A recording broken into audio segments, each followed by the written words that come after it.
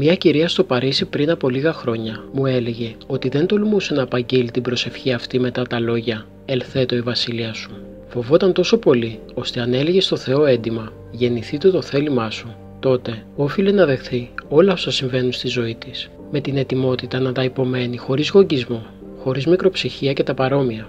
Πρόσφατα κάποιος άλλος μου έλεγε ακριβώς τα ίδια λόγια με σένα, σχετικά με το «και άφεση μην, ως και εμείς αφίεμε τις οφειλέτες ημών». Ο ίδιος όμως θεωρώ ότι αν εμείς λέγαμε μόνο τις δύο πρώτες λέξεις της προσευχής αυτής, δηλαδή «Πάτερ ημών», αντιλαμβανόμενοι το βαθύ τους νόημα, τότε όλη μας η ζωή σε όλα τα επίπεδα και τις εκδηλώσεις της θα άλλαζε ριζικά.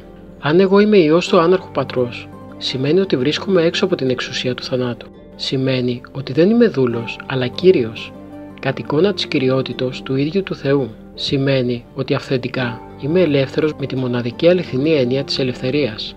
Παραμένοντας σε τέτοια κατάσταση, ο άνθρωπος δέχεται κάθε άλλον συνάνθρωπό του ως ιό Αναστάσεως και πάβει πλέον αυτός να είναι για μένα μηδαμινός ή ξένος, αλλά είναι ο αιώνιος εν Χριστώ αδελφός μου. Πώς μπορώ να φωνεύσω τέτοιο αδελφό?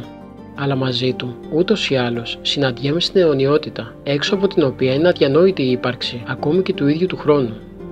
Ή όπως έλεγε ο γέροντας Ηλιουανός, ο αδελφός μου είναι η ζωή μου. Σε τέτοια κατάσταση ο άνθρωπος, εύκολα και με φυσικό τρόπο, συγχωρεί σε όλους τα πάντα και αγαπά πραγματικά τους εχθρούς του.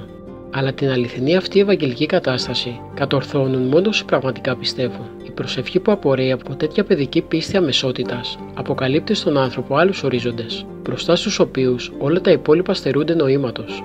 Σου είναι γνωστή η πορεία αυτής της σκέψεως. Ας μεταφερθούμε σε άλλο θέμα.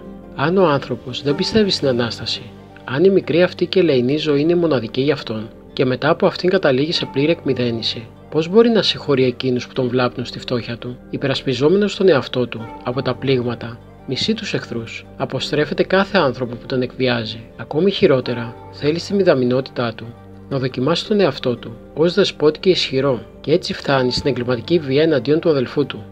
Από εδώ προκύπτουν ατελείωτες συγκρούσεις, αδελφοκτονίες και αλληλοκτονίες σε πολέμους που ποτέ δεν σταματούν.